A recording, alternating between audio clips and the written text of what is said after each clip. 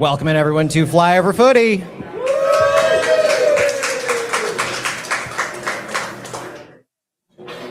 I think we're live streaming. So if you're on the stream and you can hear me, maybe drop in the chat the fact that you can hear me. Where do we have feedback? Up top?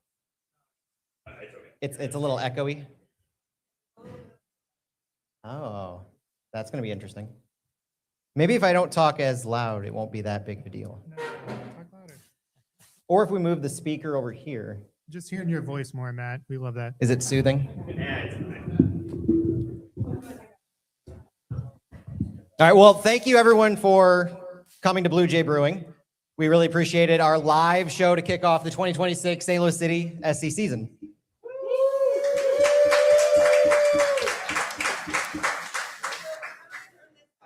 Off?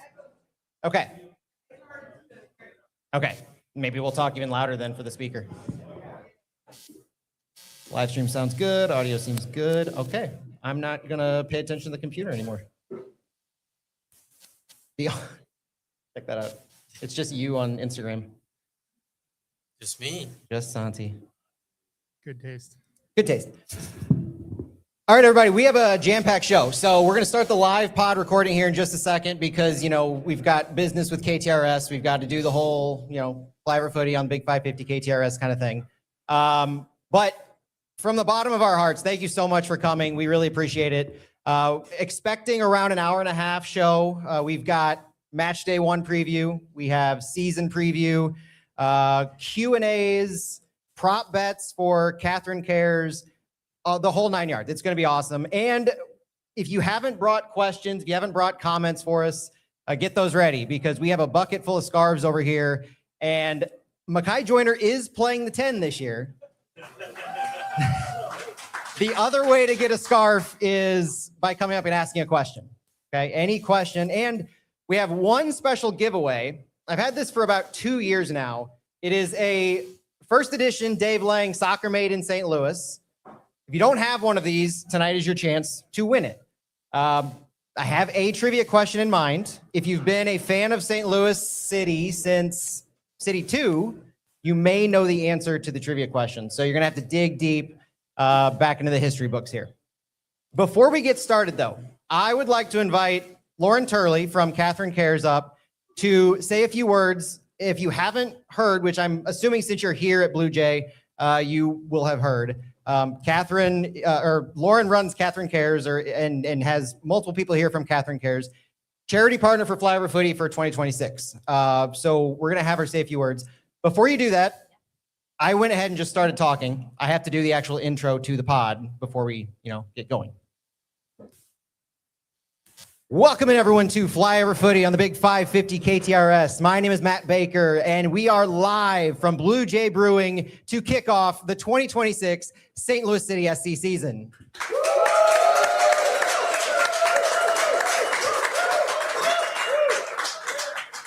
If you're joining us at Blue Jay Brewing, we thank you from the bottom of our hearts. If you're joining us on the live stream, we thank you from the upper parts of our hearts. And if you're listening to us on the radio, on the podcast, on YouTube, if you're watching us after the fact, because we supposedly have video up here, also thank you so much. It takes a Herculean effort to come out on a Thursday, especially when City's been doing so many events this week. I know back-to-back days are difficult, especially if you're at City Live on Wednesday, but we thank you for that more than you know. Our amazing partners here at Blue Jay Brewing, Jason and Nicole and staff have done an amazing job facilitating this, just welcoming us into their home, and we can't thank them enough for that. And in addition, we have our special charity partner this year, Catherine Cares. We have some of their fine people here, so I'm going to turn it over to start, before we get into the soccer part of things, to Lauren Turley to speak a little bit about Catherine Cares, the Flyover Footy charity partner for 2026. Hi, gentlemen. Thank you so much for having us. Thank you to everybody that's here. Thank you to our board members who are here. I brought 5 friends with me. These wonderful new creatures are named our companion crew. At Catherine Cares, we uplift families. So families who are dealing with an unexpected child medical diagnosis. And so we have just introduced these 5 members literally on Monday. We made our very first delivery to Cardinal Glennon. And we have 5 new friends. We have Connor the giraffe. We have Nicholas the kangaroo. We have Luna the cow. We have Collins the elephant. And we have Zuri the penguin. And all of these animals come with a recording device. And so it's easy for, say, siblings. Let's say there's a sibling in the hospital that siblings can communicate with each other. These provide connection and comfort. So we are super excited to have our new friends and to be able to provide this connection and comfort and uplift families dealing with the unthinkable.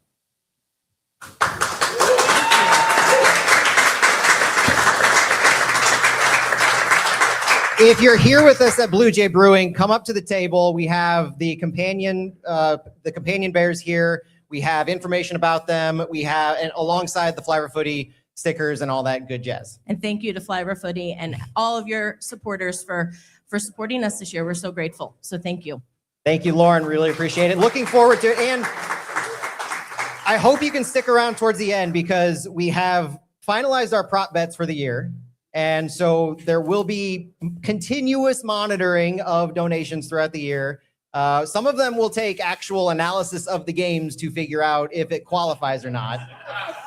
This is a brand new city system after all. Yohan DeMay is changing the game entirely, so we have to follow suit. Thank you so much. Thank you. Thank you. We appreciate it. All right, so I mentioned a jam-packed show. Sit back and enjoy if you're here at Blue Jay, and sit back and enjoy if you're joining us on the live stream. We will start off with our match day 1 preview. Obviously, it's just a couple days away if you're here live. It is probably less than if you're listening to us afterwards. We've got our season preview after that. We have questions and answers on the horizon and much more. Trivia as well. So, Stu, Santi, I forgot to welcome you guys in from the very beginning. You've been listening to my voice for now, I feel 5 or 10 minutes, and Lauren's, but you guys are no slouches. And I need to give proper introductions to my crew here at Flyover tonight. Stuart Holtgren is here in person, face on camera, for the first time this season. And I can't actually say the last time, it might have been our last live pod, that your face was on our stream. Yeah, there was a brief 2-second clip when my camera worked. So other than that, yeah, this is a rare appearance. And I would be remiss if I didn't welcome to the pod for the first time in 2026, my Flyover Fallout partner in crime, Santiago Beltran.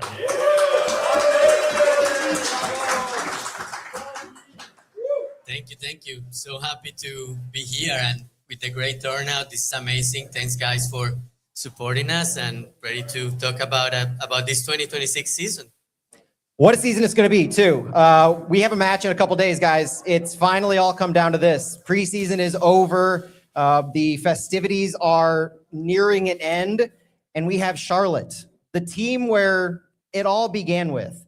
If you guys didn't know, Charlotte and I have had quite the rivalry going on about 4 years now. Former president of Charlotte FC, Nick Kelly, before St. Louis City began, decided to troll me on social media. When we were unveiling our app, the vaunted St. Louis City app that Jeremy Tripp, Matt Seaback, and group have deployed, when they first put that out, I was supportive of it, as I usually am of all things St. Louis City. And Charlotte's president decided to come and take a swipe. And the armies of Charlotte FC and their supporter groups came in full force. The better part of that is we got the last laugh, as we've only played Charlotte that one time in 2023, and we beat them 3-1. Now, Enzo Capetti kind of opened things up. Boos are welcome. And he'll always be hated for that, but we don't have to deal with him anymore, as we'll get to in our starting 11 talk here in a little bit. But it's not important to look at Charlotte back in 2023. It's important to look at Charlotte in 2026. They are actually coming off of, and for the past couple of years, better seasons than us. Unfortunately, Charlotte last season coming off a 4th place finish in the East, first round playoff exit, second year in a row with a first round playoff exit. Last year to NYCFC in what many are calling the most boring playoff series of all time. Charlotte has firepower, though. So before we get into St. Louis, let's understand our opposition here. Key players for Charlotte FC: Edan Toklamati, their forward number 9, Pep Beal, their number 10, who wears the number 16, Wilfred Zaha, who we probably are all familiar with name-wise from the Premier League, he wears the number 10. Ashley Westfield is their central midfielder in the number 8. Luca De La Torre has found his way from the national team to San Diego on loan and now over to Charlotte being signed, wears the 17. And Christian Kalina, their goalkeeper, number 1. Stu, that about rounds out every single important Charlotte player, right? Yeah, I don't think there's anyone else, especially in the back line, left center back, that we should mention. No quality left center back that we're familiar with in St. Louis. Nobody on their injured list that we're familiar in St. Louis. And obviously, tongue-in-cheek, Tim Ream plays for Charlotte. We will welcome Tim Ream back to St. Louis to play at Energizer Park. But I don't think we're going to be welcoming Henry Kessler back. That's kind of a big thing. Henry Kessler, if you didn't hear, signed for Charlotte FC, and he's injured. Signed and immediately hurt. Shocking. Sorry, Jerry. Henry Kessler, beloved in St. Louis, unfortunately or fortunately, won't be taking the field at Energizer Park.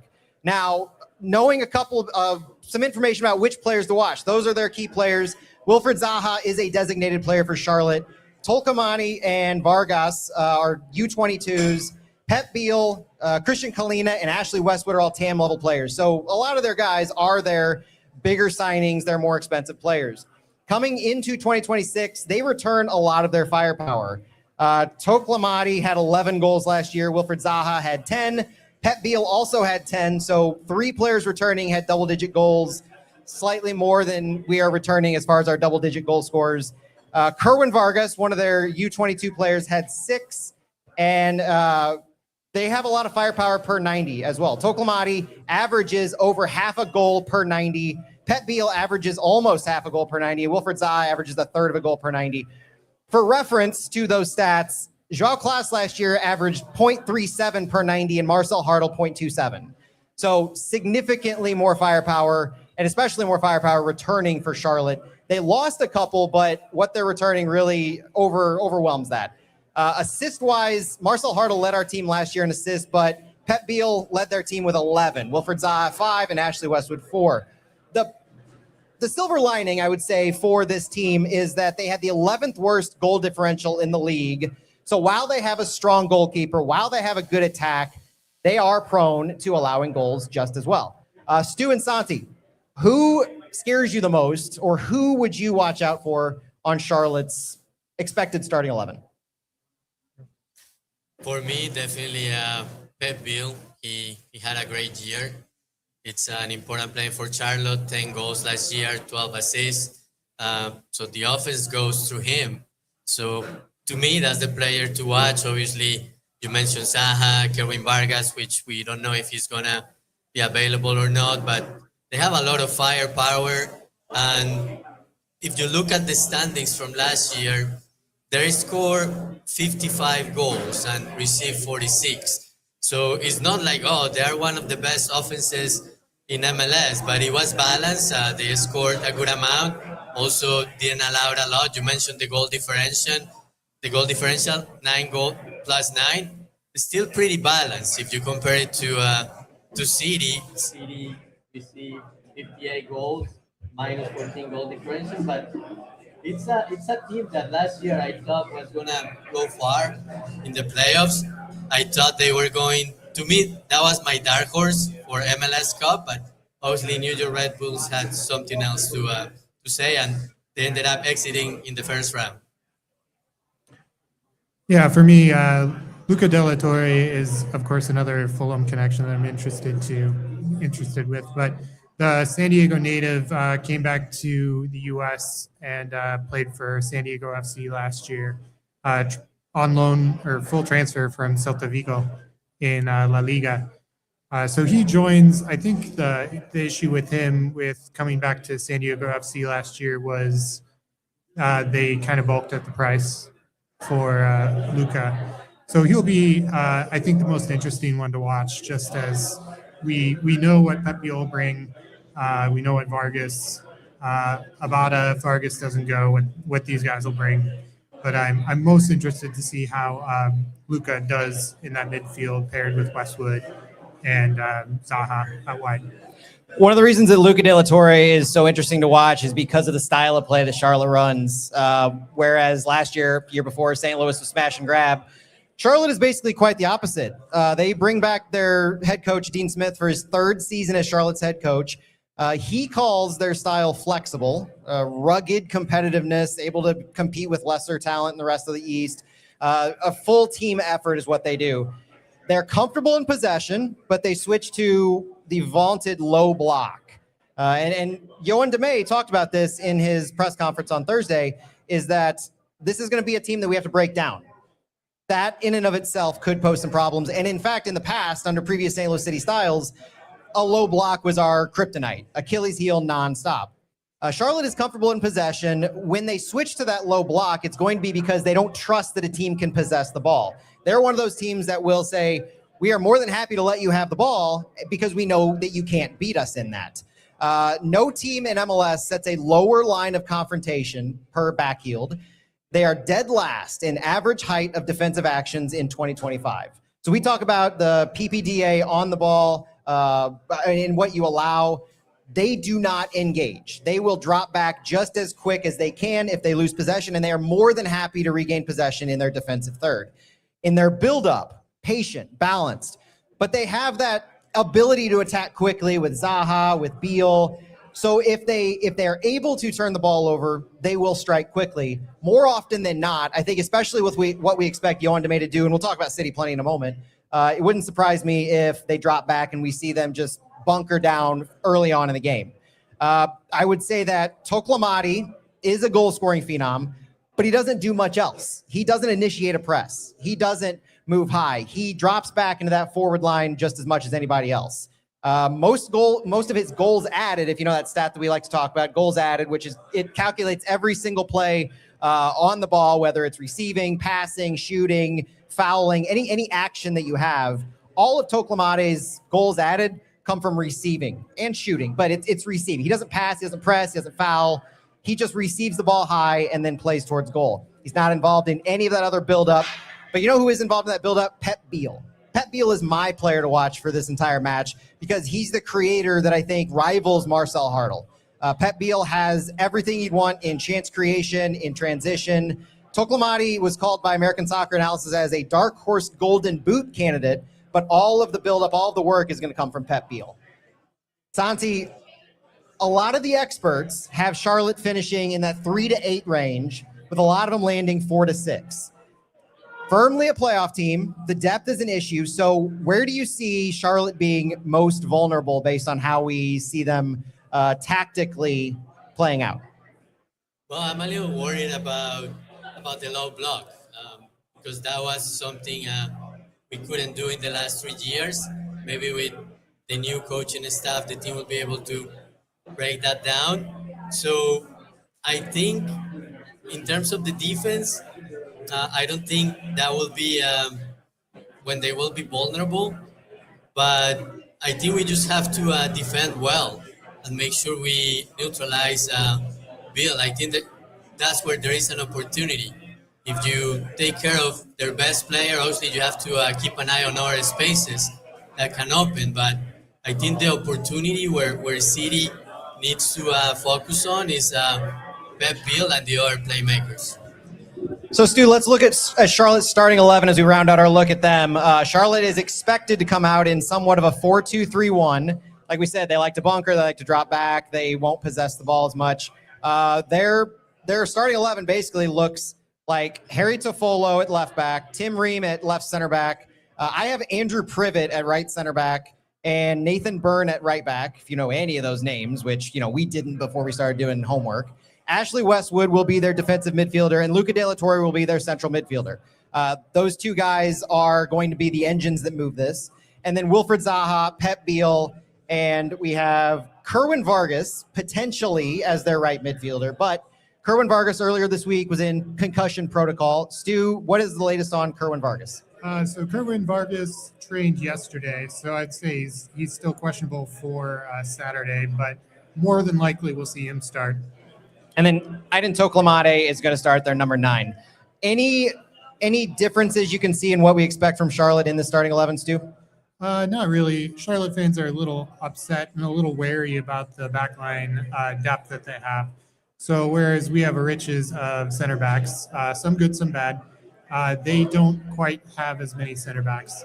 So right now, obviously Henry Kessler is injured for them, but they recently signed just a few hours ago Andrew Johnson, who is their second round pick this year out of the Super Draft, and he's a center back out of Cornell University. And also, I think that right center back, if Andrew Privet doesn't go, will probably be Diani, who will slide back from DM and be starting there. So they have some question marks at the back line, but obviously their attacking depth is quite substantial. And our friend Jeremy Clements on the stream, shout out to Jeremy and Red Smoke Rising. Jeremy said that Dean Smith said today the only player out for Charlotte is Henry Kessler officially. So we'll watch to see if Vargas can pass concussion protocol. Interesting that they signed a super draft pick. We have some updates on St. Louis's super draft picks here in a little bit. Any other news on Charlotte or anything else noteworthy you guys want to discuss about them before we turn our attention to St. Louis? Well, with Charlotte, it's just interesting how they always have ambition. They have ambition this year. Earlier, they were the one team that was really tossing their hat in the ring to get a guy like Harvey Elliott on loan from Liverpool, who's on loan right now in Aston Villa and kind of is caught in purgatory out there. So Dean Smith obviously has the connections to the Premier League, and they pushed hard to bring him over. Even with how deep their attacking lineup is, they were still pushing for more and more and more. So as a St. Louis City fan, that's a little bit of envy seeing an ownership group and club that's pushing that hard to bring that quality and caliber player in. You guys ready to look at St. Louis? I think that's what everybody's really here to listen about. Let's do it. All right, St. Louis City SC. What do we know about this club going into 2026? We know they were bad in 2025. We know they were bad in 2024. We know that they have new alignment going into 2026. We know that they have sent out a lot of players. They've sent out 12 at last track. They've brought in 5. And they have intentions to play a brand new system, a brand new style of play, some of which will look similar to the old St. Louis City, some of which will be very different. Some of the hallmarks that I have, and a lot of this visually we've had to go off of from the 70 minutes or so against Austin in preseason and maybe 20 minutes or so against LA Galaxy, at least with the presumed starters. St. Louis will look to possess the ball a lot more than they did last year. St. Louis will look to play, I would say, crew light. If you've watched the Columbus Crew in the past few seasons and what they do taking care of the ball and how they make some of their runs where their midfielders underlap with their fullbacks, they will do that. Bottom line, if you're a formation guy or formation person, is that we will utilize wing backs. We will intend to possess the ball as much as we can to get the ball into the attacking third as quickly as possible. One of the things that Yohan DeMay has said about this St. Louis City style is he wants to have possession, better on the ball, but also relentless pressing and defending on the front foot with this different formation. So the idea with this Yohan DeMay style is they want to live in the final third. We talked about last year, Santi, I remember how many passes, how much time is spent in the final third. Field tilt became a hot topic of conversation under David Critchley. Yohan DeMay has the same kinds of ideas, but it will present itself a lot differently than it did last season. The press itself will also look different. It's not going to be a Klaus-initiated press. It's not going to be a Betcher-initiated press necessarily. It's going to look different. We're going to talk about that in a second. The other thing is we will prioritize wing play to a significant extent. We will prioritize overloads using midfielders, not midfielders as pure pivots, and we will leverage a lot of crossing and a lot of building from the wings. The movements that you'll see from St. Louis, and if you listen to Conrad Vollum on his pregame press conference on Thursday, talked about teamwork. He didn't talk about his individual work. He didn't talk about what individually he was being asked to do. And this is everything that I've talked to from players, everything that I've seen at training, everything that I have seen in the preseason games. It's all cohesion. And it's going to rely on that cohesion because there's a lot of individual, despite what Yohan DeMay has said to me, I still think one-on-one defending is going to be key for this team.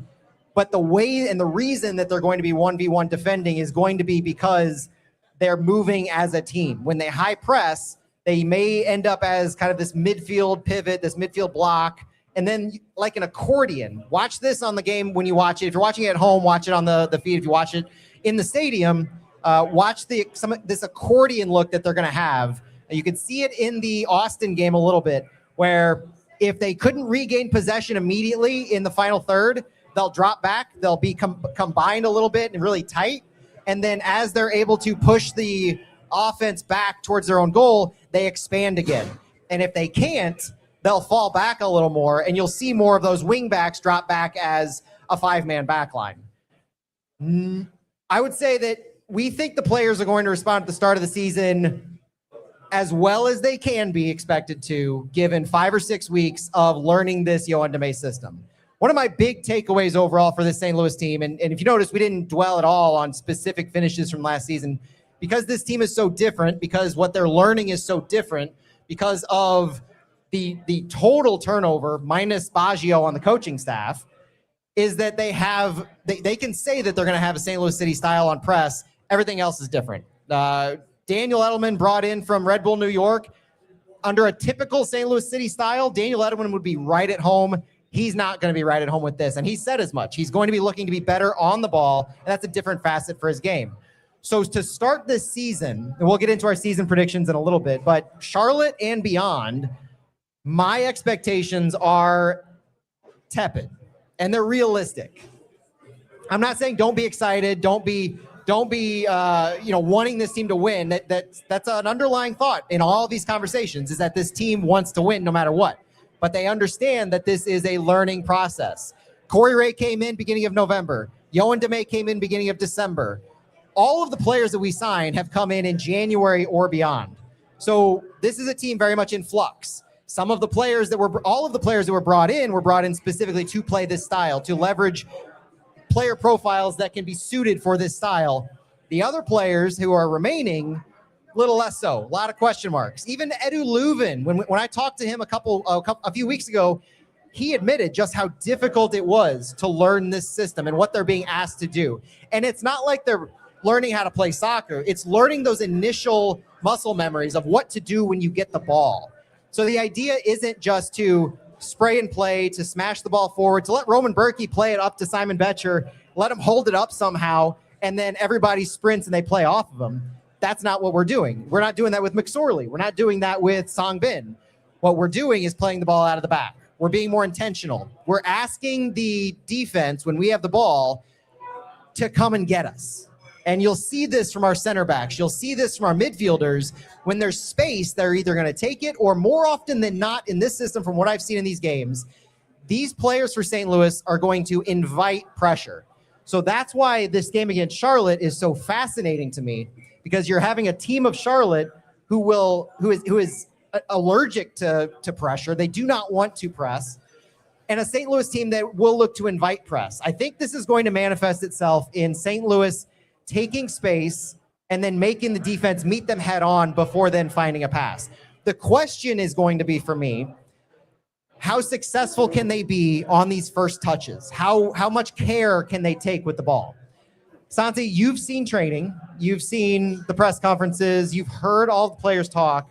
What are your thoughts about what Yoann Damet is doing, and what are your instincts going into match day 1? I think he's doing a good job so far, but I also think it's something that's gonna take time. And when we make predictions, you may be surprised by my prediction, and I don't know what you guys have, but it's gonna take time. It's a new coaching style, new philosophy. So I don't think, as much as I would love to, I don't think we're going to see results right away. Yeah, maybe Saturday, being the home opener, we'll get 3 points, and that will shift things and give the team great momentum. But I think it's a process that's going to take time. And you mentioned that some players have said that it's difficult to get used to the system and learn it. So it's going to take time. And yeah, the team has brought interesting pieces, but it has also been mentioned that it's going to take at least 2-3 windows. So I will be patient. There is a lot of enthusiasm and new new players, new coaching staff, but it's gonna take time for me. Stu, first thoughts. Well, the club's done a good job managing expectations in that they've lowered them significantly. Uh, so I think all the language coming from the front office and from Carolyn have been learning, growing. There's been less talk about, playoffs, competing, winning. So I think the fan base is pretty aware of that. And the expectations this year are going to be different than last year, where we were guaranteed playoffs, and we know how that went. So first thoughts are, yes, it's going to take time to rebuild the roster. It'll take some windows. It seems like after the spring season of 2027 is going to be when our window might open truly. But it's MLS. Things can always change pretty quickly. Maybe we make a big signing this summer, or maybe the players get it quick, and the second half of the season for us is a lot easier schedule-wise than the first half. So there's still hope. Don't give up. One of the things Carolyn said, if anybody was at City Live on Wednesday, is they were very much backing off of the notion of playoffs as the goal. Improvement. And if you didn't catch it, I don't know, I was at the 6:00 one. If you didn't catch this, I will say the most noteworthy thing, and possibly the only newsworthy thing that I heard Carolyn say, is that she referred to this sporting leadership as the best one that City has had so far. Oh. The little dagger for us that like Lutz and Hack, but I think that also speaks to the alignment that exists between the entirety of the sporting staff. Now, Santi, besides Carolyn's comments on that, and besides the gold kits being worn on Saturday, can you tell us a little bit of gold kits? Not exactly a fan. What I think the boos were from at Blue Jay is the gold kits being worn at home for the first time. Because if you're not a fan of the gold kits, I might take offense having worn one right now. But Santi, talk to us a little bit about who we expect to have available this coming Saturday, and maybe a little bit about what we saw at training on Thursday regarding player availability. Well, I wasn't there for training, but obviously there are some concerns about the availability for Chris Dorkin. He wasn't with the team today due to illness. Edward Lewin was also not in training, but the man say that he thinks they will be available for selection. We will have to see how many minutes they will be available for. The other player that may be a question mark in terms of minutes, although the May said I can't tell you how many minutes. Maybe with the energy of the game, he will go 90 minutes, but there was a concern with Conrad Wallem, just because he arrived a little bit late and missed some of the first training sessions. But other than that, unless I'm missing somebody, I don't think we have any.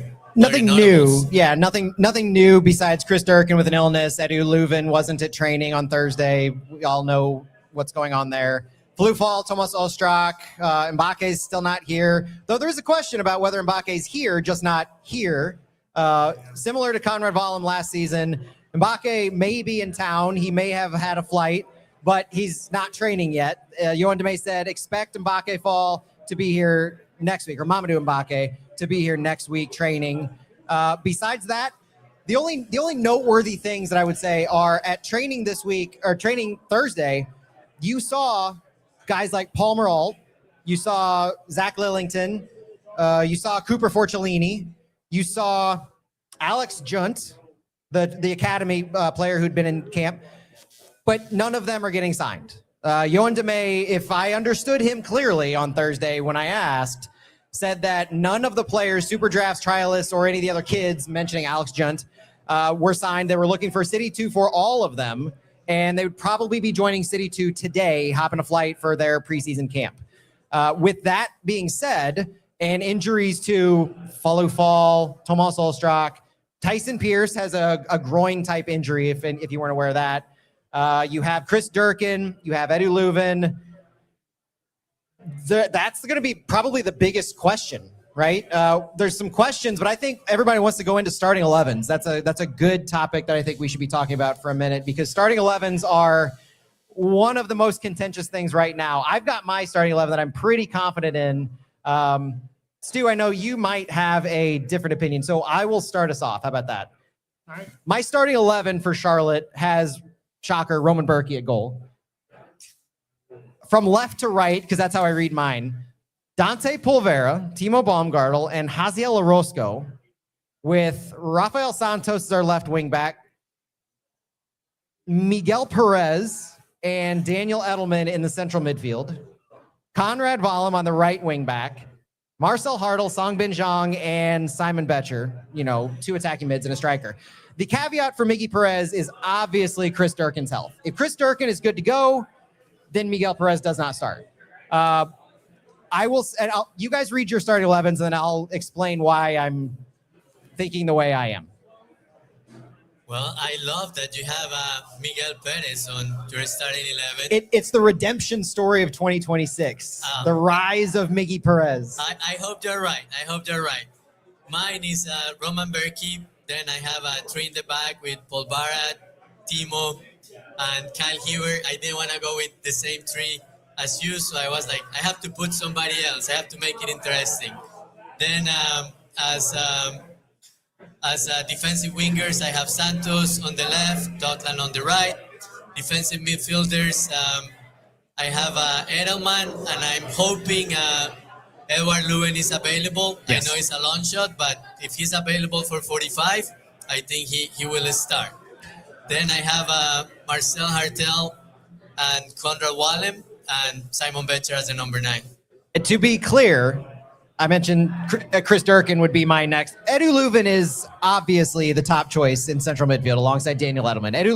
If Edu Leuven's available and he's good to go and everything is right with everything, Edu Leuven and Daniel Edelman is our ideal. I'm not of the opinion that Edu Leuven is a player who needs all this training. He needs to have time in preseason matches to be able to go. I view Edu Leuven as a Marcel Hartl type player. Gets off the plane, ready to go. Doesn't need much of anything. He's got that quality. There are very few players on this roster that I would say they don't need matches in preseason. They don't need minutes in training, and they're good to go. Edu Leuven and Marcel Hartl and Roman Berkey are probably those three players.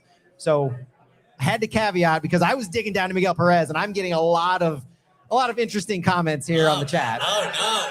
So just to be clear, it's Leuven, Durkin, Perez alongside Daniel Edelman in that order. Stuart, you have a shocking starting 11, right?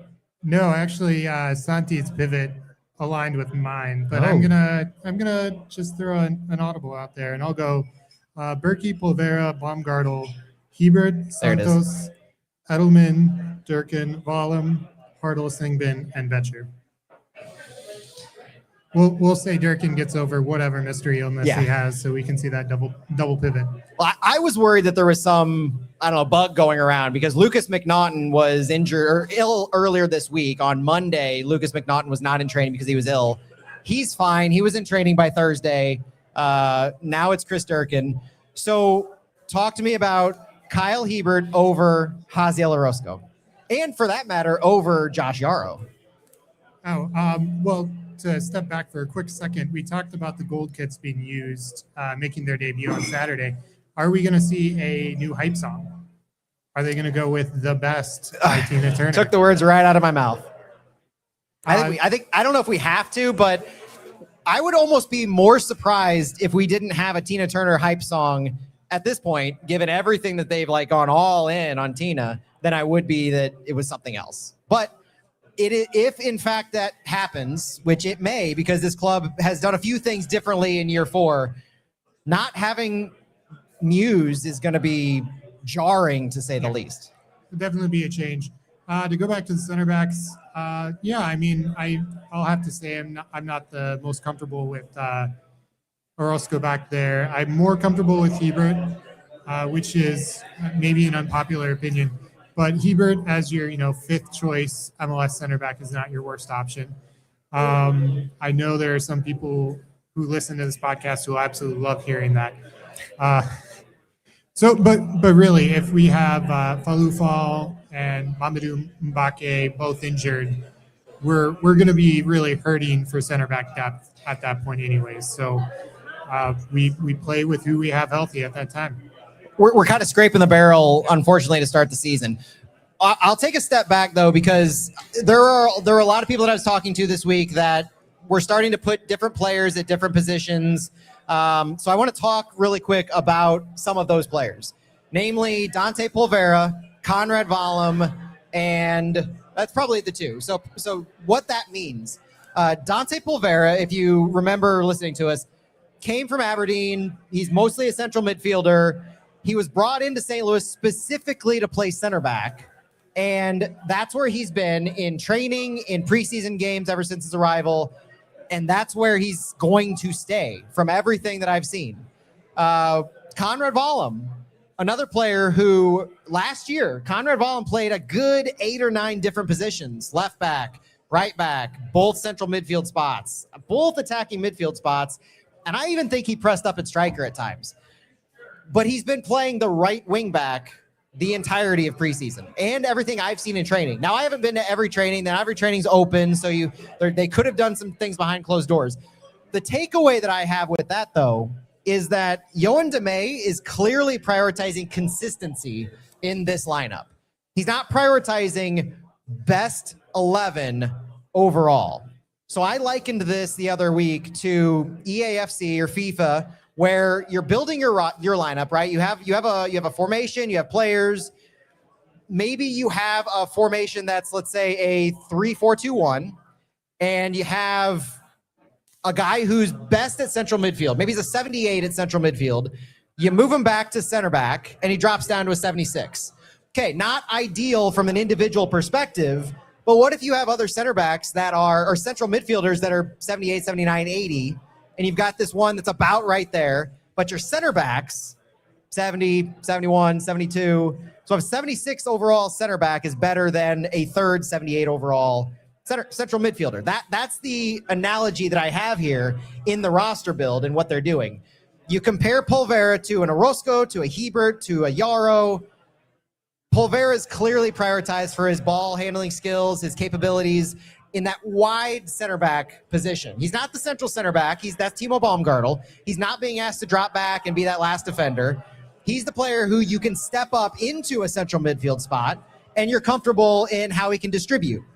The caveat to that is obviously the defensive side of the things. If he gets too far up, how are you going to handle that? But in general with the players, the reason that I set my starting 11 the way I did is I firmly believe that we're not a team that right now under Yoann Damet is prioritizing the best 11 on the field, where you would move a Vollum to a central midfield over Miguel Perez versus keeping Vollum at right wing back. Hey, the interesting thing is you have Totland and Vollum at right wing back, but I still think the overall kind of mantra applies for how that consistency is being employed, with Dante Polvera and Conrad Vollum being the main examples. So something that caught my attention today during the press conference was when Conrad Vollum spoke. He said that this year he expects to have more presence in the box. And I know he has been playing preseason as a right wing back, but maybe we'll see a surprise on Saturday. And that's what I have him. I don't have him as a right wing back on my starting 11, because that definitely caught my attention, and maybe he will have a more offensive role that is different than the right wing back position. Stu, how do you think this team could succeed if our primary mode of progression is through the wings and we don't utilize our central midfielders to help progress the ball as pivots, but rather we leverage Rafael Santos, Conrad Vollum, Thomas Totland as the primary means of getting the ball into the final third, and then you allow them to not only retain possession, but you have guys like Edelman, Durkin, Leuven, Miguel Perez then enter into the final third to try and find space. How do you think with this roster we'll have success? So I think that Durkin Edelman double pivot, a lot of us aren't really looking forward to as far as, ball progression stats there if Leuven's not available. But adding a guy like Mamadou Mbake and Dante Povera, and of course Falu Fall to your, central backs.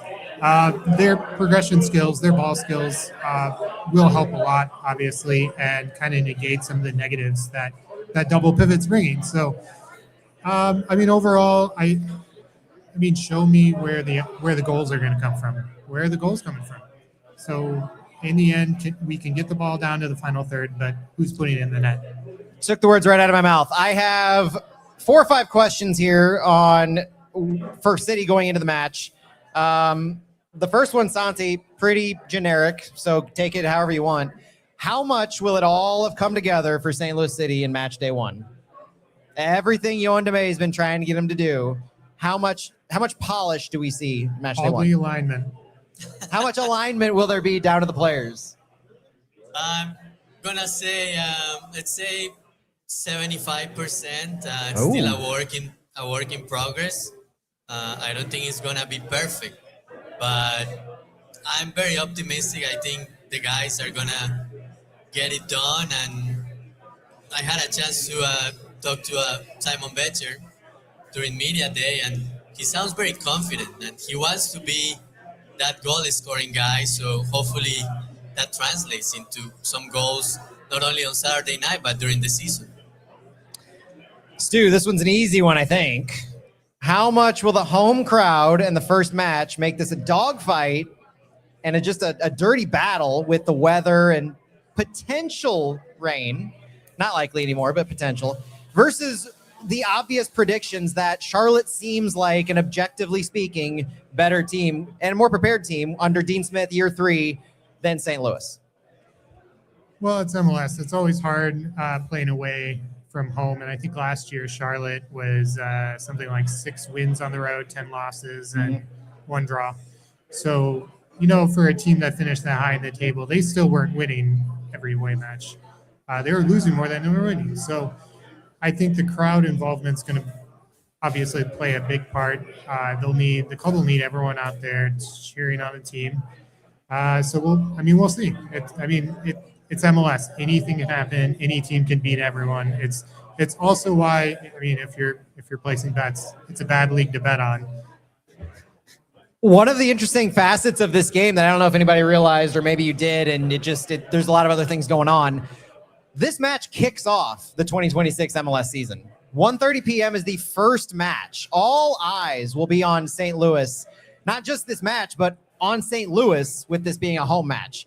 So everything, the jitters, the energy, it's all going to be coming to a head with all eyes. So if you're a big Apple TV fan and you assume that 7 million people watch MLS on Apple TV, then all 7 million eyes will be on St. Louis for that. Now, if you're a pessimist and you believe 150,000 people watch Apple TV, all 150,000 of those eyes will also be on St. Louis. But Santi, this one's maybe the most interesting question that I have.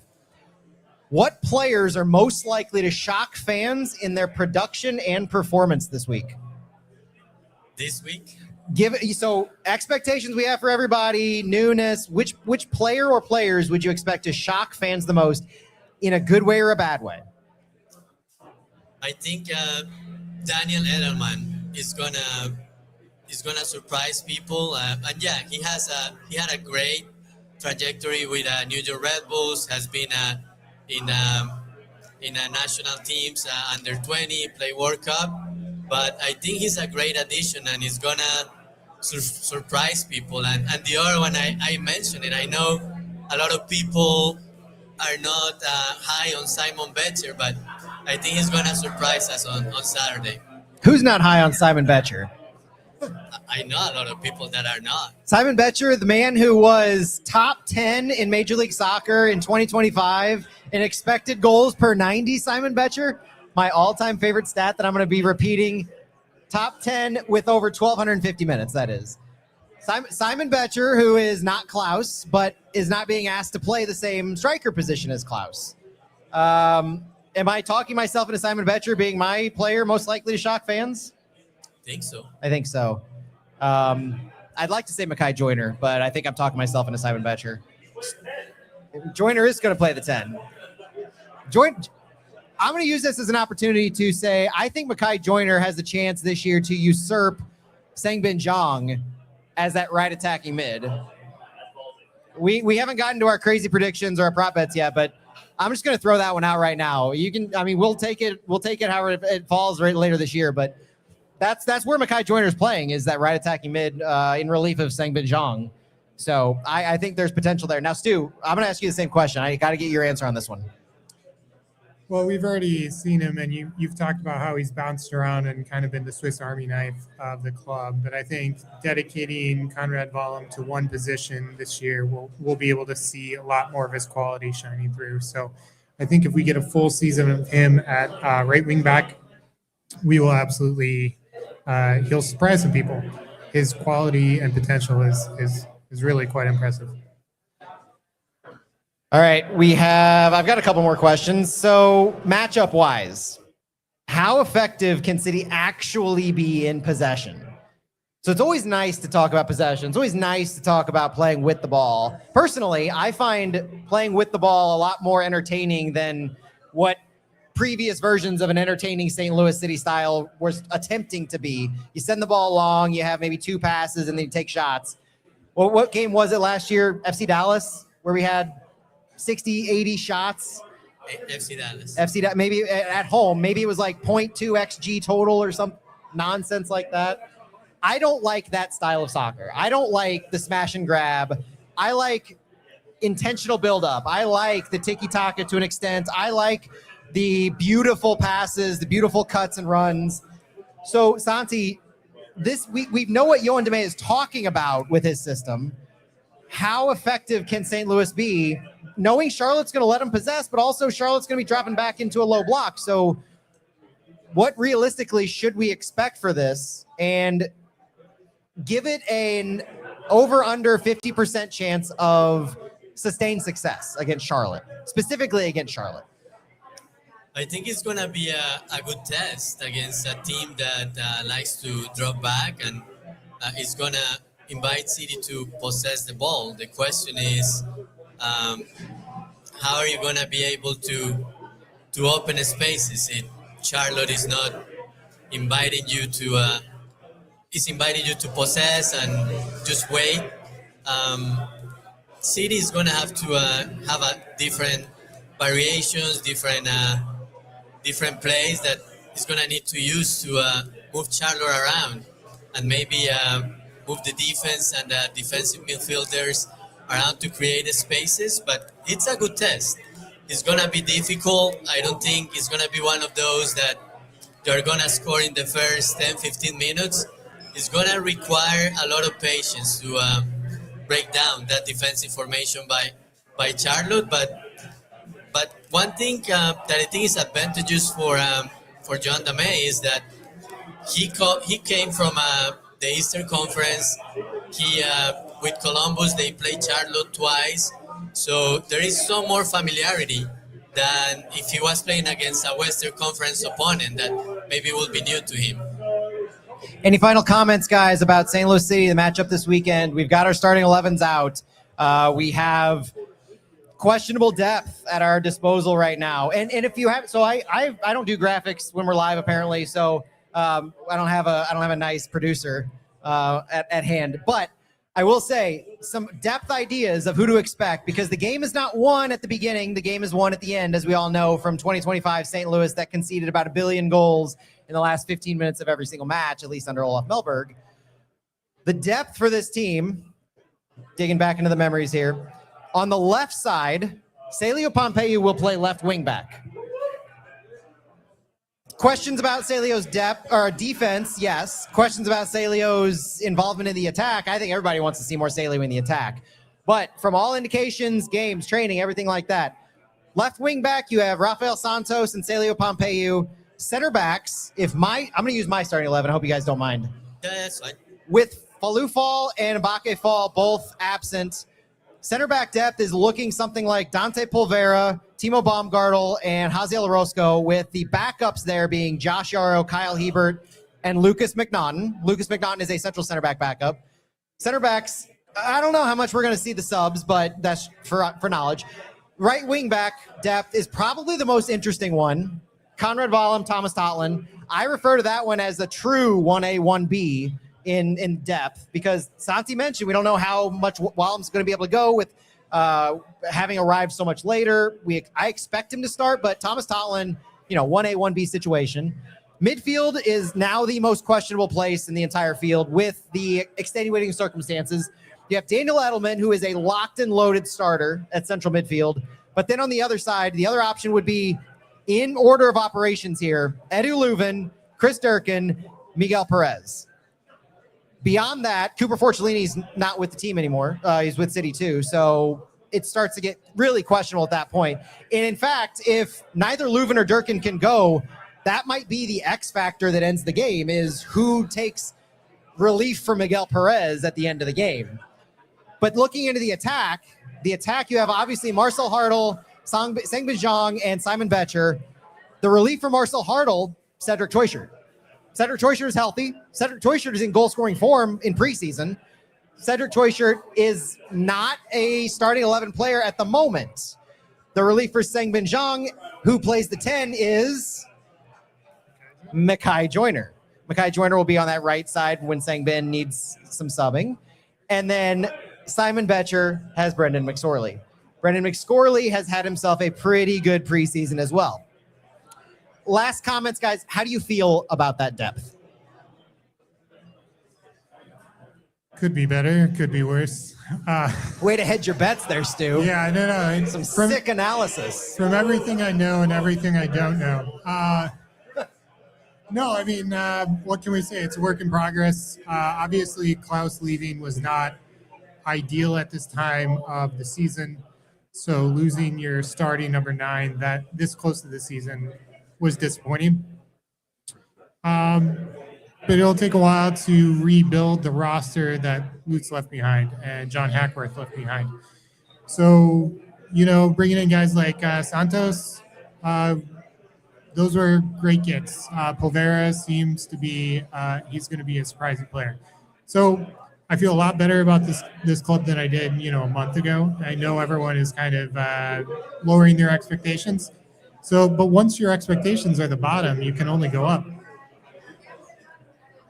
I'm a little bit concerned about the midfield with Leuven and possibly Dorkin out. That's my concern. I think defense, there could be a lot of doubts because the backups will be Kiever and Yarrow, but when you have them as backups, Kiever usually responds. He's always there, and he's a service. He is backup. always there. Yeah, but he always steps up, and he's always thought about he's like the 5th, 6th option, and he ends up earning a spot. So center backs, I think I'm okay. My concern is defensive midfielders, but maybe your prediction will become true, and Miguel Perez will go back to that 2023 and bring some magic. Miguel Perez he's gotten bigger, he's gotten better. I'm excited to see, and I think an opportunity, if presented, would be interesting to see. That's it for us on Flyover Footy on the Big 550 KTRS. Thank you for joining us. Enjoy the game, and we'll talk to you later.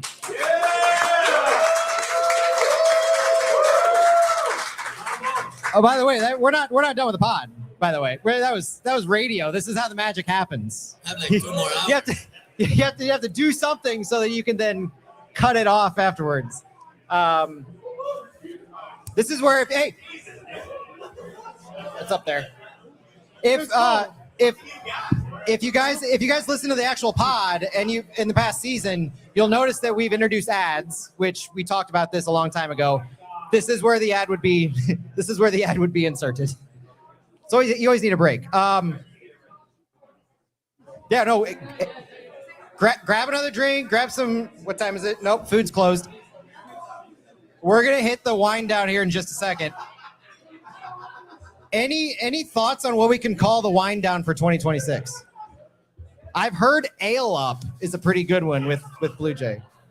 Blue Jay is going to be our sponsor for this year. Low key on that one. I'll announce it in a second. We're going to start with Ale Up. I think that'll be a good one. You did have a wardrobe. How many jerseys are you wearing tonight? All right, just gotta keep going. It This was is the cold third outside. one, right? Fourth. Fourth one. Before we continue, I do have to say a very special happy birthday to our friend Aaron.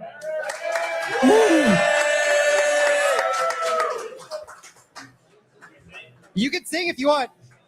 Happy birthday to you. Happy birthday to you. Happy birthday, dear Aaron. Happy birthday to you. Cheers. Is everybody ready to finish off Live or Footy? I did promise an hour and a half show, and we are desperately over time.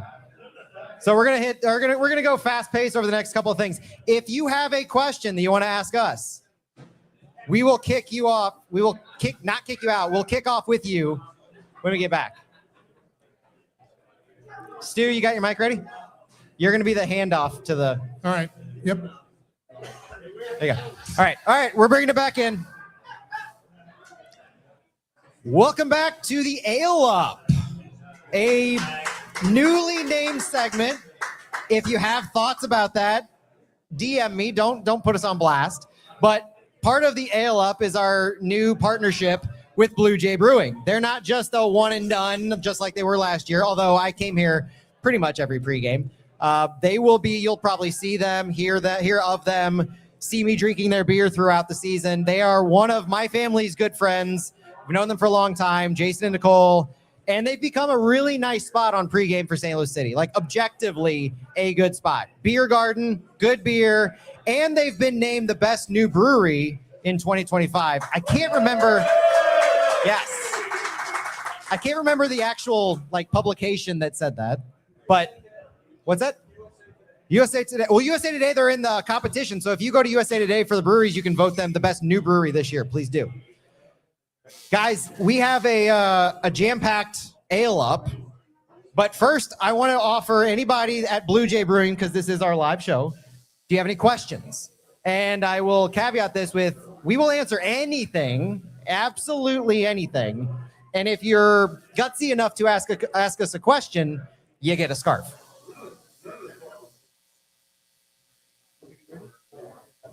Ooh, a written one.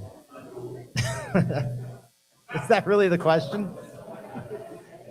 Oh, okay. So in honor of Aaron's birthday, we had a question of who wears it best? And I need somebody to take this in front of the camera over here. Who wears it best? Haircut-wise, Dante Pulvera or Aaron? Gentlemen, rapid fire. Aaron, easily. I think you're good, Jerry. Aaron. Stuart. Aaron. Aaron wears it best. Sorry, Dante. Sorry, Dante. If you would have been here, Dante Pulvera, you may have won that. Slacker. You know, it's been a long week. You can't expect city players to come to every single event. Any other questions before we get going? We have. So if you have a question, Daniel, we have a question. Was there really? Oh my God. A real question. Stuart, you're going to take this one. We all love Tim Ream. Why isn't he in St. Louis? Well, I think that was probably somewhat of a personal choice. I think he liked what they're building in Charlotte. I mean, I haven't talked to Tim. I don't know For what clarity's sake, when did Tim join Charlotte? It was 2024, summer of 2024. With the previous sporting regime in place. Yes. Okay. Correct. Him and Kristen moved back from London. I mean, I think the talk at the time was that people were afraid he was too old for city backline, and I think that was an unfortunate take. But you know, a 36-year-old center back coming back to MLS, I don't know if you want to pay him that much. I assume the system was more attractive. You have a Lutz Pfannenstiel-led system that prioritizes the center backs moving high up on the field, transition defense, this kind of not park the bus, but a low block may better suit Tim on a week-to-week basis? Yeah, and part of the Tim was playing left back for parts of last season for Charlotte due to injuries and availability, and they had Melanda back there as well, who has since left Charlotte. So I think Reem had a bit of a rough few moments last year. I didn't watch a lot of Charlotte games, but according to some Charlotte fans, he was a little bit of a scapegoat. But he's since settled back into his natural position, and I think done well. All right, we will have questions throughout. So if you have a question, pop up here because our next subject is not going to take long. There's a new striker rumor. If you guys didn't hear, Sergio Cordova is supposedly on his way to St. Louis per the vaunted Tom Bogert reporting this one. Sergio Cordova, if you haven't heard, and I gave a quick brief intro on him when I was doing my interview show earlier this week. 28-year-old striker, played for Real Salt Lake on loan, signed by Vancouver ahead of 2023. Venezuelan striker. And he was sold in 2023 after playing for Vancouver as a designated player to Turkish side Alyaspor. Now, Alyaspor just signed a new striker, so it makes, to me, Cordova a little expendable. He seems to fit a lot of the profiles that Ray wants in a striker. He has the MLS experience. He profiles as a target striker, benefits from wing play, crosses. He's that big body presence in the box. He can be a physical hold-up player. He can connect the build before he crashes the box. There's a lot to like with his profile. Now, he scored 15 goals and 2 assists in all comps from 22 to 23. But since then, production has been a little questionable. So, Santi, what do you make of Sergio Cordova as a potential striker addition? And it should be said that the rumor, the report is that Cordova would come to St. Louis on loan through the middle of the season, the end of through June, basically, but with an option to buy. So knowing that, knowing the potential, knowing the profile, knowing the lack of production, but also knowing that it would be on loan now and that this could be our striker signing for this window, what are we supposed to think? I think it's a good depth piece, but it's not the solution. Could be a long term. He's not the solution unless he has a great first half of the season and is scoring a lot. But I think it's just more for depth, and the team is gonna be patient on the quest for looking for that number 9, maybe in the summer window, or if Cordova has great production, maybe they will push that decision until the beginning of 2027. But I see it as a good depth piece. I wasn't impressed with the production, but maybe he will surprise us and be a good backup for Simon Betcher. Stu, any thoughts before we move on? Because Cordova is an interesting option, but I think it's just that. It's an option. Yeah, I think it's low risk, low reward in the terms that he's coming over here. If you talk to Whitecaps fans and RSL fans, neither of them have fond memories of his time there. But that doesn't mean that he doesn't still have the potential, and he can deliver here in St. Louis. So he's going to get another chance in MLS with us, and hopefully he comes around this time. Really quick segue into Flyover Foodie. There are new food options at Energizer Park, in case you missed that. We have, and I don't have it in front of me, so I'm going to go by memory here. We have Taco Buddha. We have another Jersey Stew. Oh my God. Absolutely. Sorry, derail you. Come on. Olive and Oak has new options. Balkan Tree Box has new options. Motortown Pizza arrives at Energizer Park. Biscuit Town? I should have been more prepared. Biscuit Joint? Biscuit Joint. I had their food this week, have not been to their physical location. That's one of the places I'm most excited about. And Pete Wood brought them here because he likes sandwiches. And there's going to be coffee. Biscuit Town. Thank you. And then finally, there will be coffee at Energizer Park this year. Anybody clock the name of the coffee place? The name of the coffee place. I need that.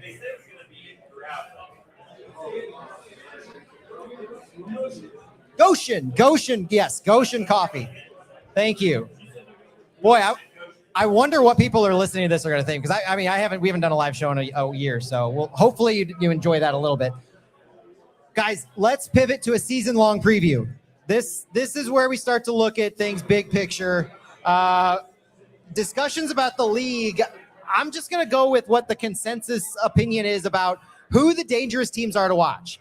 So personally, I don't find a ton of value in deep diving every team for a season-long look when in this particular season, it's going to be vastly different than anything we've experienced. I keep telling people this season is a trial run of the schedule change that's going to happen in 2027, because we have a 2-month break, which is essentially what the break is going to be next year when we change schedule, or when we shift over to a fall to spring schedule because of the World Cup.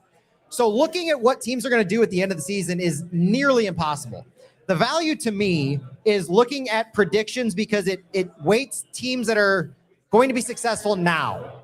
Like, we'll do our own look at mid-season about where teams are, who we expect to be tough competition at the end of the year. But to start this year, it's important to know who the heavy hitters are, and especially in the Western Conference. I might start in the East just because we're playing an Eastern Conference opponent first. Charlotte, I mentioned, is expected to finish somewhere between 3rd and 8th. I'm looking at the backheel.com predictions, because we all know MLSsoccer.com predictions have a myriad of issues at the moment. We've got Joe Lowry, Matt Doyle, Ben Wright, Andrew Clausen, and Brian McKay. I know of at least 3 of them personally, and I trust them with their analysis. Charlotte is expected to finish anywhere from 5th under Joe Lowry to 7th with Matt Doyle, 6th under Ben Wright, who covers Nashville. They are 5th under Andrew Clausen and 8th under Brian McKay. So right in that 3 to 8 spot. But Miami is universally expected to finish first in the East, except for Andrew Clausen has Nashville, and then everybody else has Nashville. So the East, it's Miami and Nashville. And correct me if I'm wrong, we don't play either team. We don't. Pretty exciting. Chicago, NYCFC, Cincinnati, Philadelphia, Charlotte, Columbus, NYCFC, they kind of round out the playoffs here. Teams that are universally not going to make the playoffs, looking at DC United, Toronto, Montreal, Atlanta, and New England. Those teams are, and we play New England, we play Toronto. I think we might play Montreal. No, we don't play Montreal. So, we've got our pick of the litter there towards the end of the season. In the West is what matters. The West is what's going to define our season. LAFC across the board. And it's no surprise. Denny Bwanga, Heung-min Song, LAFC is going to run the table, not run the table literally, but they're going to be the most successful team by and large. Vancouver, Seattle, San Diego, LA Galaxy, San Jose, Minnesota, and then beyond those teams, there's a lot of movement in predictions. There is one other universal truth to the predictions in the Western Conference. Who will win the wooden spoon? Sporting Kansas City. Sporting Kansas City, I don't think yet Sporting Kansas City has enough players to field a roster, and we're 2 days away from kickoff. Sporting Kansas City, as of this recording, has just signed for a 6-figure transfer fee, a striker, I think, from FC Tulsa. They're signing USL talent. They're transferring out their remaining attacking talent in Daniel Shallowy. They have a new head coach. They have a new sporting director. They have a new look on life, which is apparently we can't wait for the World Cup to come to Kansas City because we got nothing on the club. Other than that, everything is shifting. You've got St. Louis. Most people expect St. Louis to finish near Sporting KC, but there's contention on that, anywhere from 10th down to 14th, admittedly, but nobody has St. Louis picked to finish last. Guys, who are you outside, let's say outside of LAFC, because that's the consensus number one. Who are you most weary of playing this year that will have to play twice in the West? Seattle Sounders. Seattle Sounders has always been difficult for St. Louis. We beat them last year here at Energizer Park, but has always been a difficult opponent for St. Louis. And if I'm not mistaken, we played them twice in this first portion of the season. I mean, I'm not looking forward to seeing Klaus out there with LA Galaxy. With a healthy Paintsel and Peck. Yes, with healthy attacking options, I think they'll feast pretty well. No, San Jose, I think, is going to be a really interesting one to see what is going on over there. They are, I think, predicted universally to be on the lower half of the table out west. But with Timo Werner not quite making it for the home opener for them, or first match of the season, he's their marquee signing in the offseason. So what is Bruce Arena cooking out there? Why would Bruce Arena bring in a Timo Werner? Well, he got rid of Espinosa. Christian Espinosa. Fun fact, I can't remember the name of the sporting director for San Jose. If anybody remembers that, shout it out. But the point I bring is the universally accepted reason that the sporting director for San Jose was fired this offseason is because of a bookkeeping error that he made in not picking up the option for Christian Espinosa. Christian Espinosa now plays for Nashville after being a free agent. All it took was to file the paperwork, and Christian Espinosa still plays for the San Jose Earthquake. Didn't happen. Sporting director lost his job. Now, I'm sure there's more to it because San Jose has been a dumpster fire, but... Well, I mean, it's MLS. There's always something. I mean, earlier this year at the Super Draft, we saw Colorado Rapids draft their own Rapids 2 player in the first, 8th overall pick? No, earlier than that. But because of an MLS just kind of paperwork issue that they caught at the very end. Any other comments about MLS? Any other teams, any other players? Well, you touched on Christian Espinosa, but that attacking three out in Nashville is going to be really interesting to watch this year. Really pretty.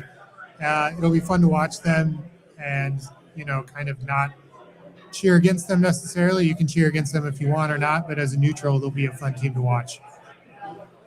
All right, let's... Tommy Barlow for New York Red Bull still? Oh, Barlow plays for Cincinnati now, that's right. Scored last night. Yeah. So, is Chris something? So looking at St. Louis's schedule, if you didn't know how the schedule breaks down, St. Louis has 14 of our 34 games before the World Cup. World Cup break is May 23rd. We play Austin. During that stretch of 14 games, we have 6 home matches, and none of the home matches are back-to-back. It's going to be a rough start to the season schedule-wise, not even player fitness, player availability-wise. The schedule is not our friend in the first half of the season. I would argue that the first 4 games, in fact, are probably one of our most difficult stretches of the season. After that, though, besides the first 4 games, you have resumption of play on July 16th, which is a midweek match against Sporting KC. Boo, midweek matches. Thank you. But the purpose of the midweek match is to garner excitement from the World Cup because it is the midweek prior to the third place game and the World Cup final. It's an MLS front office decision. I don't hate me for it. But we have 20 games remaining after that. It's good for us, personally, feeling with St. Louis City and Corey Ray's statements, the potential striker on loan that's coming. It is better for us to have more games post-World Cup than it is to have games before the World Cup. Now, also post-World Cup, of the 20 games, we have 11 home matches. 10 of them, we have back-to-back home matches. So if you're missing Energizer Park to start the season, you will get your fill at the back half of the year.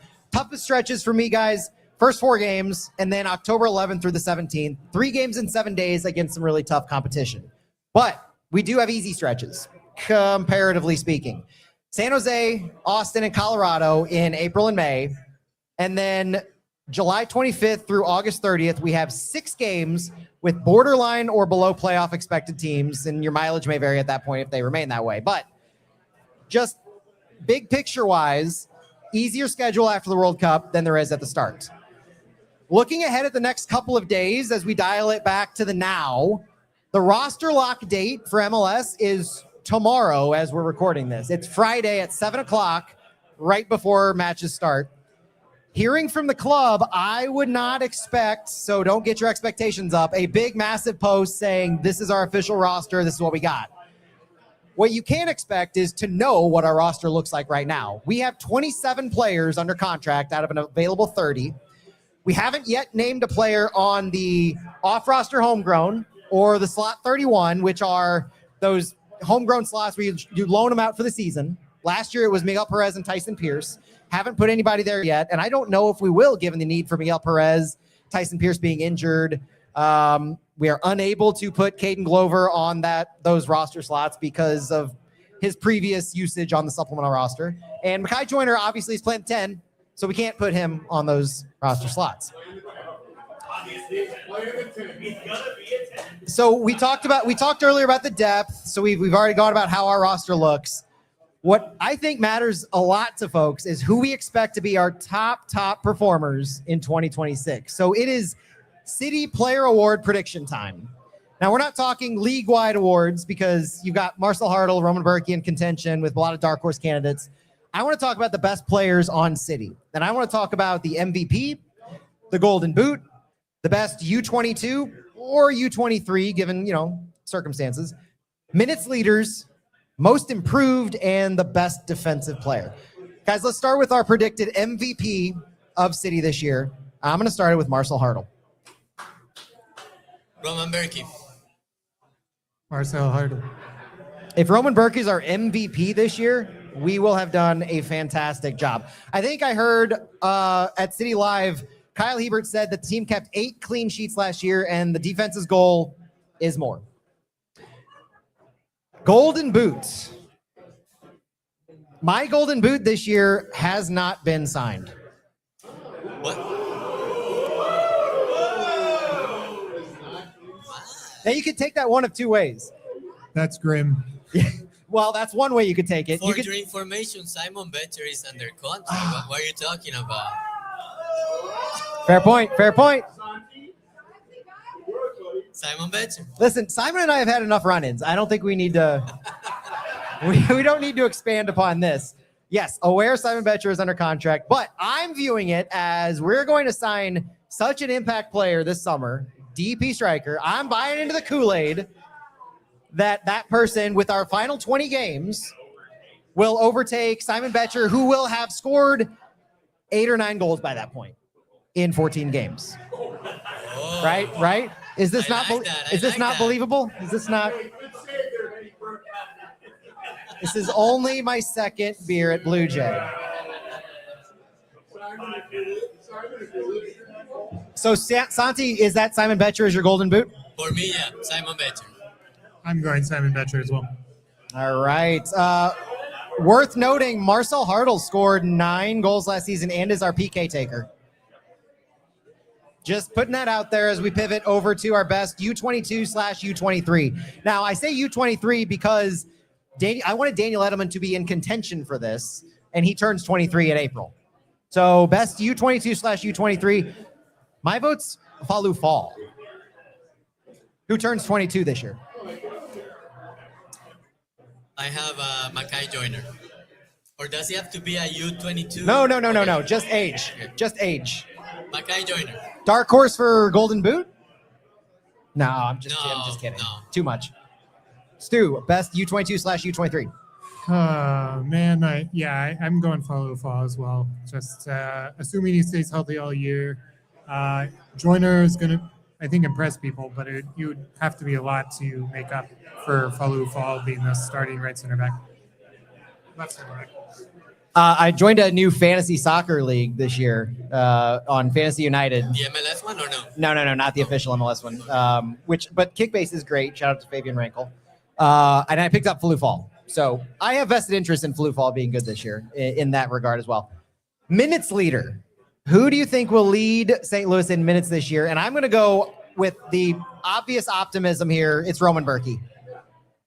I don't know about every single minute this year, but if Roman Berkey leads us in minutes, we're doing pretty well. What about outfield players? outfield players, I almost said Kyle Hebert.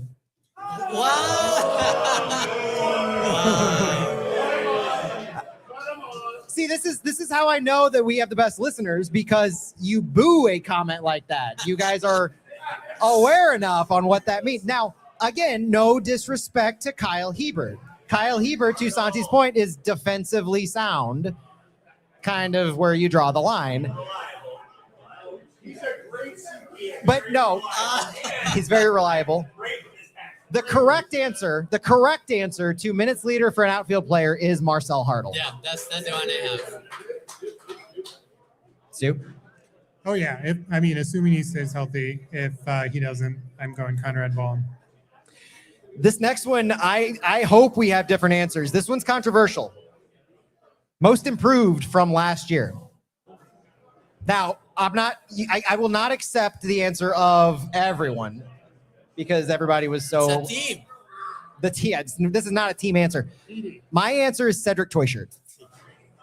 Now, Cedric Toyshirt's contract expires in June, so this is make or break for Cedi, and he's one of those players who came in under the old regime. So there is no telling how he's rated, but I know he scored a goal, like at least one goal this preseason.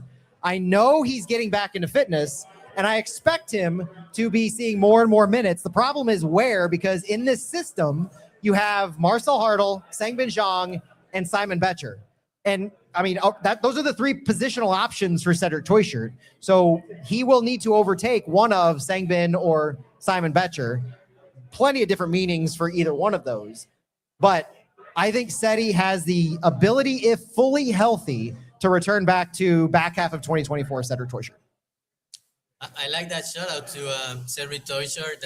I hope he can be that player he was in 2024 when he came in. But for me, my choice is Brendan McSorley. Obviously, he earned a spot in the first team last year, and I hope he backs that up with great performances. If I'm going golden boot for Simon Betcher, I'm going most improved for Simon Betcher as well. Oh, there you go. I like it. Perfect. Simon Betcher, most improved. Last one I've got, guys. Best defensive player. Your defensive player of the year for St. Louis City. Does Daniel Edelman count? Daniel Edelman is my choice because I think he'll offer us the most well-rounded of all of the defensive attributes and stats. Blocks, clearances, tackles, interruptions. I think he'll add into the attack for sure, but I also know where he's comfortable, and that's in as the 6. So I think in this system where you're going to have more numbers high, you're going to have your wing backs high on the field, you're going to have your 3 attackers, so that's 5 players. The question is the midfield. What's the midfield going to be doing the most this season? And I view it as a push and pull. I view more than likely you're going to have one midfielder push high, one midfielder stay low to help with the 3 center backs that are remaining. I mentioned earlier the big problem that I can see, or the big question I have, is defensively.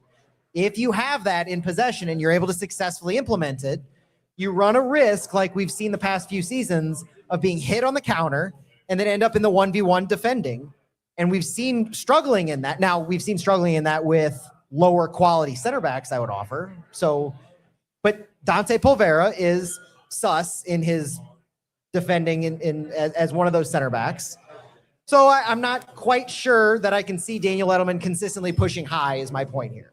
I see Daniel Edelman more often than not helping out to deliver service into the attack, but using his strengths to fall back. And I think he's going to be on the field. He's going to be a firecracker nonstop. And I think he has the potential to be that full-on destroyer that we've needed for years. I'm going to pull a Matt Baker and say the best defensive player is not here yet. No, but hear me out. Oh, I know where he's going. He's not here yet. I know where he's going. He's going to be in Fall. Like, he's not here yet.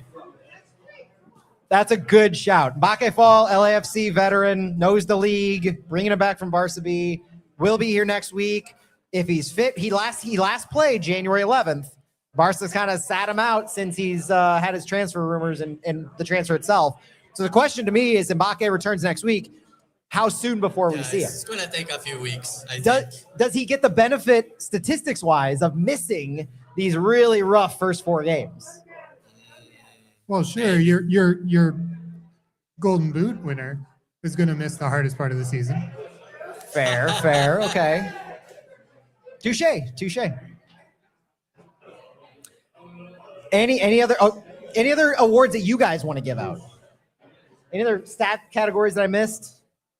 If not, we can pivot over to our giveaway of the night. So if you're listening to us on Flyover Footy on audio or watching us on video, I have a copy of Soccer Made in St. Louis to give away.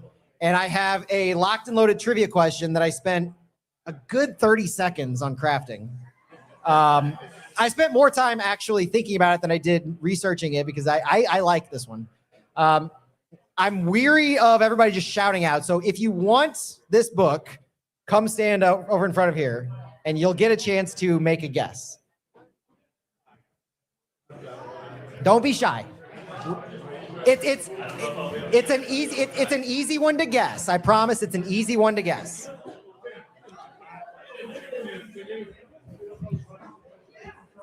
I love it on the stream because everybody's back is like to the camera. It's fantastic. Okay.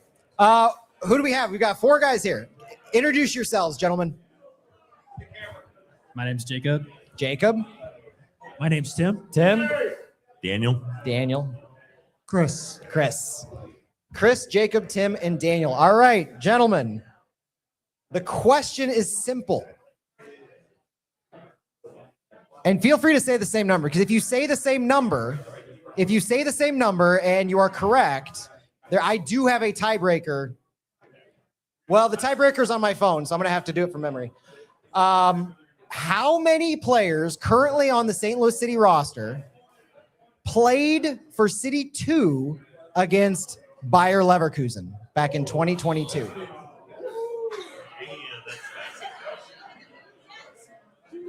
Not started, just appeared. The player is just signed to St. Louis City, a St. Louis City contract currently. This is a family show, Daniel. Take it, Daniel. You get first guess from that. No phone looking. What are you doing, man? You're standing here for a reason. You're right. I'm going to go with 4. Okay. Tim's got 4. I'll go 5. Jacob's got 5.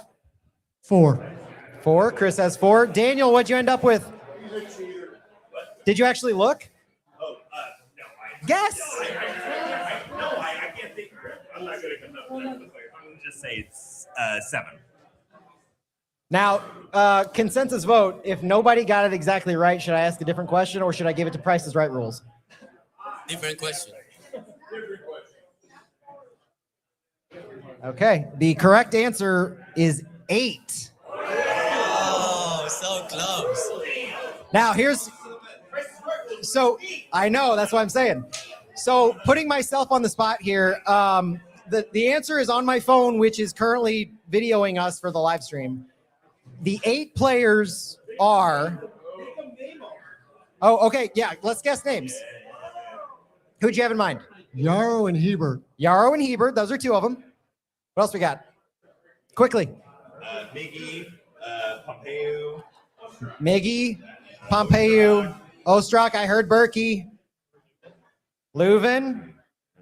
We're missing Oh, one. We're I'm missing so one. excited that you guys have this name left. You're gonna love it. One more. Just one more. We said Kyle Hebert. You said Kyle Hebert. I'm gonna give it 5 seconds. Anybody? Who's Joyner? No, it would be Who? You said Leuven. The answer is Caden Glover. Nice.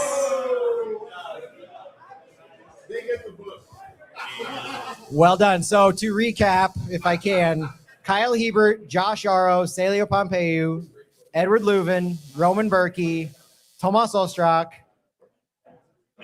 Miggy Perez, and Caden Glover. 8 players.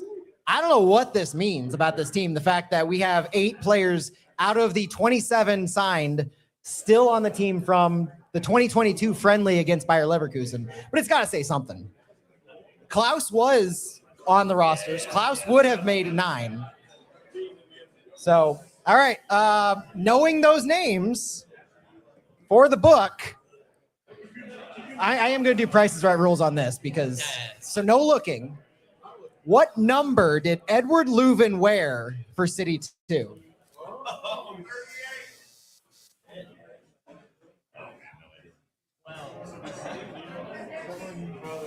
I know, and I'm curious. I'm almost tempted to give the book to that person, 15.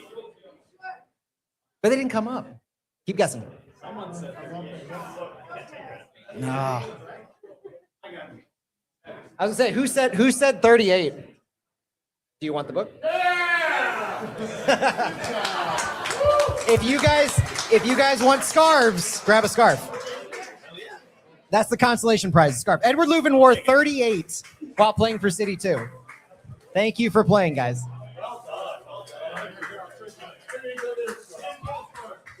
All right. Second to last segment on this show. Final call for questions. Yeah, what's up? Jacob.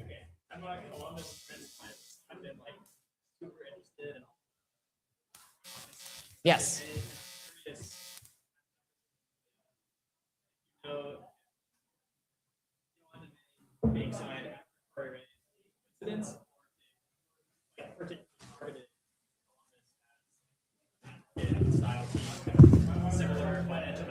Yeah. So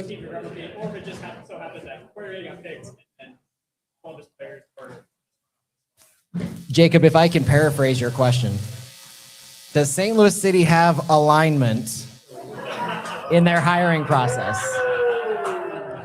So the question was, the hiring of Yohan DeMay coming after Corey Ray, was that intentional and done from the Columbus connection, essentially, where Corey Ray came, and then in the review process of the head coach, they landed on Yohan DeMay? The answer is essentially yes. So the sporting director search had been ongoing since August. The head coaching search had been going on since May. So firing Olaf Melberg back in May of 2025. Lutz Pfannenstiel was fired in August of 2025. I'm not saying the head coaching search started over, but it kind of started over because Diego Gigliani's comments at the time were... I did, but he plays an integral part of the story. Diego's comments were that their hiring process would be a sporting director first.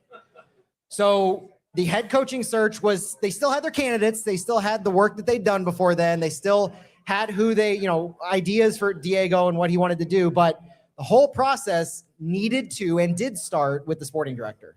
So the search led him to Corey Ray, who had his experience in Columbus, Montreal, Toronto before that. And then once Corey Ray came on board, the head coaching search really restarted in earnest. And at that point, it was, what does Corey Ray and Diego Gigliani, what do they want St. Louis to look like? And I personally think that it was less specifically the style of play and profile of the coach. Up and coming head coach, 36 years old, if I recall, younger than me. First time head coach in Major League Soccer. He had experience as a head coach. Besides the interim levels in FC Cincinnati, which I think all of us can agree on, head coaching for FC Cincinnati doesn't count. Not a fan, and we've got our own history with FC Cincinnati around here. But he had experience in MLS. He's been coaching since he's about 16 years old. He was a player youth, and then he realized he's not going to cut his jib playing, so he's going to coach. And that's where he's been coaching for literally 20 years. And I think consensusly speaking, he is the next man up as far as assistants. So he's the next guy. If you're going to promote somebody who's been an assistant in Major League Soccer, he's the obvious choice. And Corey Ray's relation to him led him to be hired. That plus the fact that when they were doing interviews, as I understand it, Yohan DeMay came prepared, to say the least. We're talking PowerPoints, we're talking full plans, we're talking this guy knows his stuff. He is meticulous, he's detailed, and these aren't my words, these are coming from the players. They're coming from the people who he's instructing. So that's the kind of player, this kind of manager that we've brought on, and it has come sequentially from Corey Ray, his experience, his knowledge, and kind of that alignment. That was a great question. Thank you. Did you get your scarf? Perfect. So is he going to wear slides on the sideline? Yohan DeMay will not be wearing slides. Yohan DeMay may be wearing vests. I've seen him wear vests a lot. So I'm just as curious. We should do, you know what, guys? I think this is a perfect, get to you in just a second. This is a perfect segue into our prop bets for Catherine Cares that will close out our episode. Oh, I know. The first prop bet that I'm going to toss out is Flyover Footy will donate $10 if Yohan DeMay wears a vest to the first game. We'll get to the rest of ours in a second, but we have one more question. Right. We all know we have to pick up a lot of players in the spring. Who are we most likely to get rid of? Not who we want to get rid of. Who are we most likely to sell? You know why I love this question? This question gets to the heart of what a lot of people miss in turning over the roster. It's not who do we want to get rid of. It's who can we find a buyer for that we want to get rid of. So there's one big thing going on with St. Louis right now, and it's that we are in the middle of a roster overhaul. So everybody, in my opinion, educated opinion, everybody that was signed before Corey Ray is a candidate for transferring out. Klaus is the biggest example of that, where he didn't have a plan to transfer Klaus out before this past month, but the opportunity arose, and it's an offer you can't refuse, right? It's $2.375 million for a player you just picked up an option for. Yes, it's going to diminish what you have on the field, but you're never going to have that opportunity to get that haul, which can then let you build long-term at that position or otherwise. So to the question, who are we most likely to transfer out? You said spring. I assume you mean this transfer window or in the summer? Celio Pompeu. I'll say Pompeo is the most likely to leave now. And Like Thomas Totland, I'll say, if he's stuck backing up, he's not going to want to back up right wing back all season. All right, so we've got Celio and Totland. Santi, who you got? Yeah, I had Celio too, but to give How dare you? Boo Santi, guys. Come on. Nobody's going to boo Santi. Well, and for Celio, it's more like he's gonna be used as a left wing back, and maybe he won't have the minutes he expects to have. And if there is a good proposal for City, I think they will let him go. But if I have to add someone else, I will put Sam Bing in the mix. So the first two have a similarity in how the roster is currently being built, in that they're both expected to be backups. Celio backing up left wing back, a positional change. Thomas Totland expected to back up Conrad Vollum at the right wing back spot, and he doesn't want that. I doubt Celio wants to be a backup.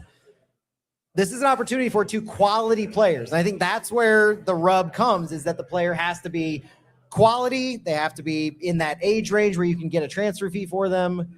All the intangibles that go into that. The Sangbin point, I think, to me, speaks more to somebody signed before Corey Ray who might not fit the system well. We know Sangbin is a speedster. We know he can deliver service in transition. We know he's good in transition. He has a good, I would say, first touch. He's good on the dribble. But is that really the kind of winger, the kind of attacking midfielder that Yohan DeMay is going to be needing?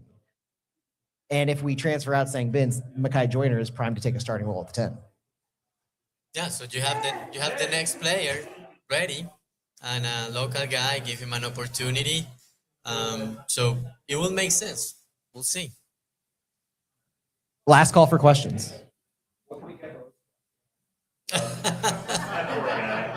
Medical bill?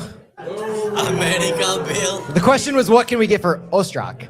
And this is his own joke at City Live. Like his goal this season is to get healthy. poor guy has just had a litany of injury. He looks like some of the guys that I've heard we've been in the market for. So you didn't hear me say that, but I think now we pivot over to Catherine Cares. We're closing this show out. If you've listened to Flyover Footy at all in the past few weeks, we have teased prop bets for the season. Now, very specifically, we are not a gambling podcast. So I've wanted to have ways in which we could put our money where our mouth is, kind of talk about something regularly that, we have vested interest in and is for a good cause. So partnering with Catherine Cares, our prop bets for the season. The first one, Flyover Footy will donate $500 if we make the playoffs. Let's go.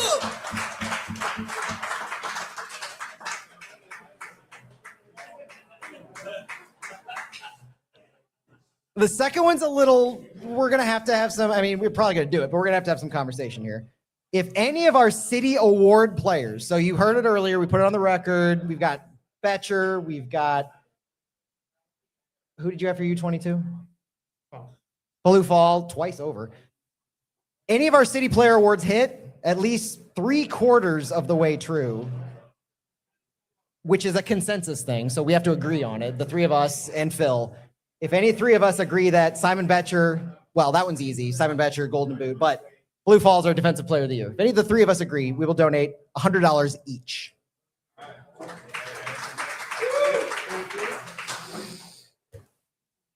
This one's kind of rough. I'm going to raise this one. If Edu Leuven is able to play 2,000 minutes, we will donate $500. There's a lot that goes into that one. If any two city players score double-digit goals this season, any two, $100 to Catherine Cares. Per player. And then this one's a good one to track throughout the season. $10 per goal scored by St. Louis. This next one is what I was talking about earlier when I was mentioning you and I, Santi, are going to have to be careful in tracking this during Fallout. Goals scored with at least, per goal scored with at least 7 passes completed in a possession.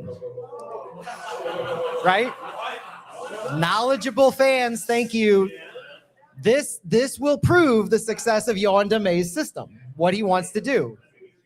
Have an extra $20 per goal on top of the 10 per goal. And the final one that I came up with, and I'll let you say this one.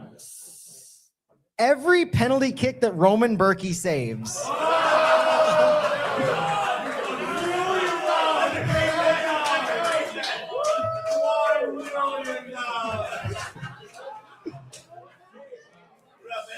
I upped the other ones, $100 for that one. Okay, $500 for that one. I'm sorry, guys. We're gonna have to figure this one out.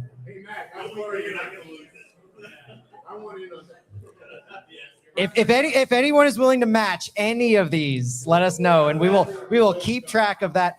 Santi, you had your own that you came up with. What are we looking at here? I like this one too. Yeah.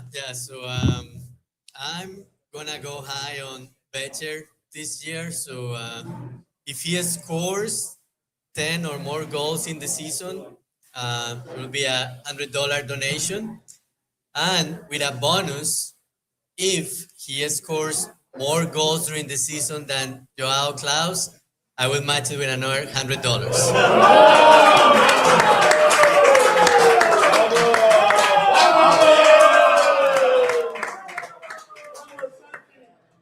I think, Santi, this is going to have to be a staple of Fallout, which we still plan on doing Sunday mornings, typically at 8 a.m. This is the first time we've talked since Santi's been gallivanting across the world. So, boys, any final comments? I will kick off our final comments by simply saying thank you. Thank you for coming out on a Thursday. We've already taken up at least 20 minutes more of your time. not only to our viewers, our listeners who stick with us every Thursday. Most of you all, I'm sure, do too. Thursday, Friday, Saturday when you listen to us. To come out to show love to Jason and Nicole at Blue Jay, to Farm Spirit with their food. Thank you so much. We look forward to having more of these events at Blue Jay throughout every single season. Again, this is our kickoff spot, and Blue Jay is our season-long partner at least. So I just want to say thank you. We really appreciate it, and you guys make this special to do. When's our next show? Sunday is our next show. We are in season form, ladies and gentlemen. Saturday is our first game. Santi and I will be back Sunday morning at 8 a.m. to record a new Fallout, or earlier. It's an afternoon game. We'll talk, but Saturday or Sunday. And it will be available after that. But I promise you, Fallouts are back on the menu.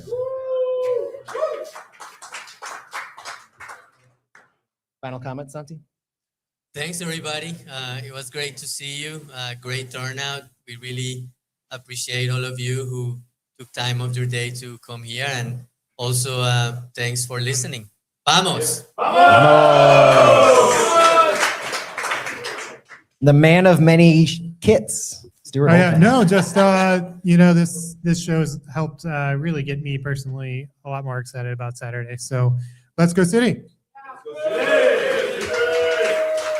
And that's it for us on Flyover Footy. Thank you so much for joining us live at Blue Jay for the season kickoff, listening to us on the audio and watching us on YouTube. We thank you so much. Go City, and we can't wait to be back for more episodes this season. You guys make this the best. We appreciate you. Good night.